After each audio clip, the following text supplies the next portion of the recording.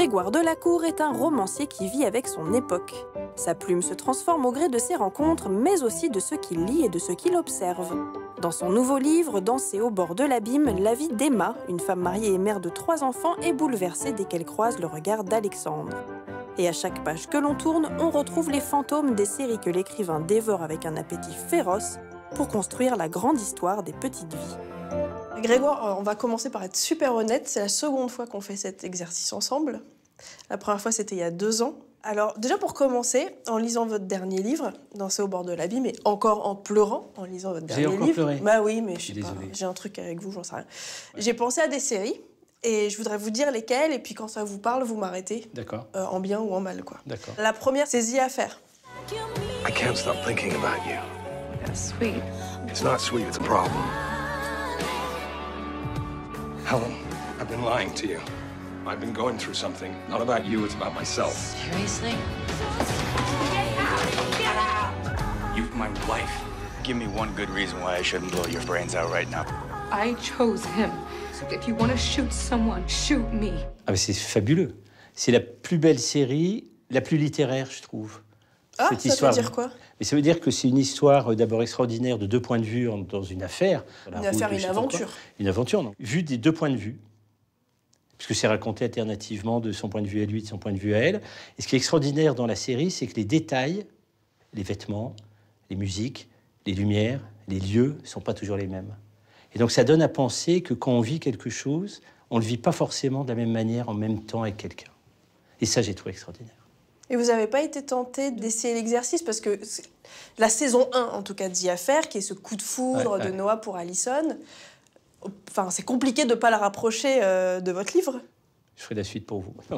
Non, mais j'ai pas. Non, je voulais vraiment, dans ce livre-là, être une femme, n'avoir qu'un point de vue de femme, qui pour moi est déjà énorme, étant un homme. Donc j'ai mon point de vue d'homme sur une femme qui raconte une femme qui voit un homme.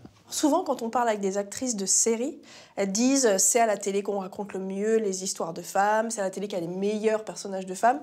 Et l'histoire de femme qui m'a fait penser à votre livre, c'était Olive Kittredge, qui était aussi une adaptation d'un roman. Est-ce que vous comprenez qu'on puisse se dire il faut du temps, il faut des épisodes et non pas un film pour raconter une femme? Bah, pas qu'une femme, un homme, un frère, une sœur, une histoire d'amour, un chien même, malade, on ne sait pas.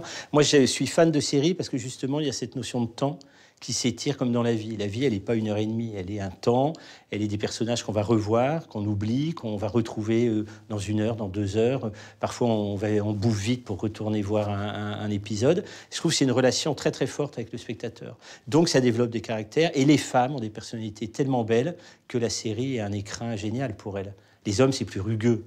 Alors, il y a des héros formidables, mais c'est plus carré, même si on prend Ray Donovan, que j'adore absolument comme série. Dad, what's going on? You need to come with us now, Bridge. C'est son rapport aux femmes qui est beau. Lui, il est pas nouveau comme personnage. Ce qui est nouveau, c'est sa famille, hantée par les viols du curé, etc. Lui, il n'est pas dans sa psychologie, il est assez droit. C'est son rapport à sa fille, son rapport à sa femme, son rapport à ses maîtresses qui est sublime. Et ces personnages féminins sont extraordinaires. Ce qu'on avait un peu dans Les Sopranos déjà. Exactement.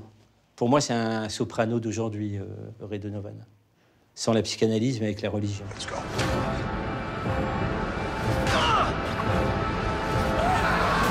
Ah, moi, j'adore une série qui est dingue, c'est Bron, en anglais The Bridge, qui est extraordinaire, où il y a un des plus beaux personnages de série, qui est Saga, ce personnage qui est habillé comme une sorte de Matrix militaire, oui, qui est absolument sans filtre. C'est un personnage qui dit la vérité, qui a un rapport au monde sans émotion, et qui est absolument sublime. Et vous pensez qu'il faut la longueur d'une série pour se permettre ce genre de personnage? Oui, en tout cas, pour la comprendre? Oui, parce que... non, pour en profiter.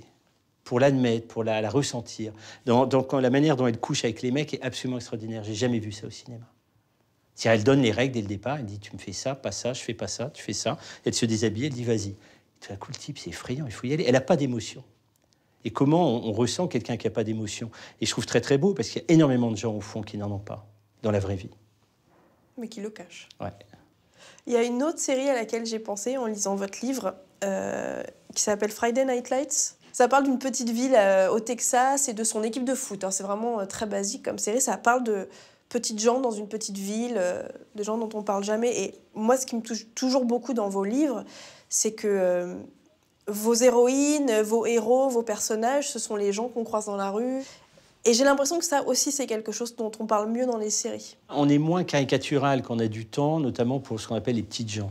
Les petites gens, je ne sais pas ce que c'est moi. Moi, je suis un petit gens. On a tous des petites vies, enfin des petites choses. Nos vies, elles ne sont pas petites, elles sont sublimes, mais elles sont normales, elles sont ordinaires, elles sont magnifiques. Et on ne va pas dedans parce qu'on est, par exemple, on a un métier de mercière ou un métier de boucher. On dit, mais c'est petit, c'est magnifique. Et moi, j'aime bien aller chez ces gens-là parce qu'il y a une sincérité qui n'est pas dans le bluff social et aller voir ce qu'il y a derrière.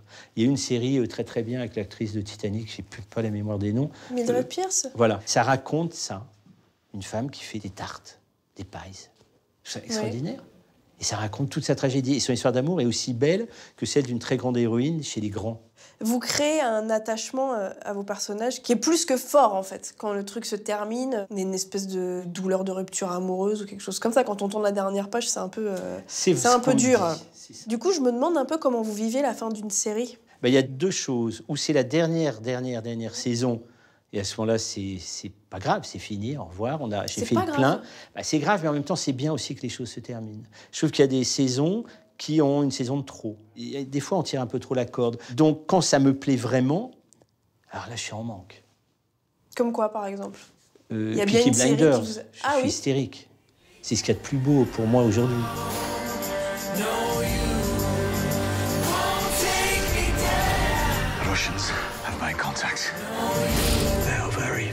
C'est une série qui a tout pété, tous les codes. Il a pété la bande-son, le stylisme, la narration, la violence. C'est extraordinaire.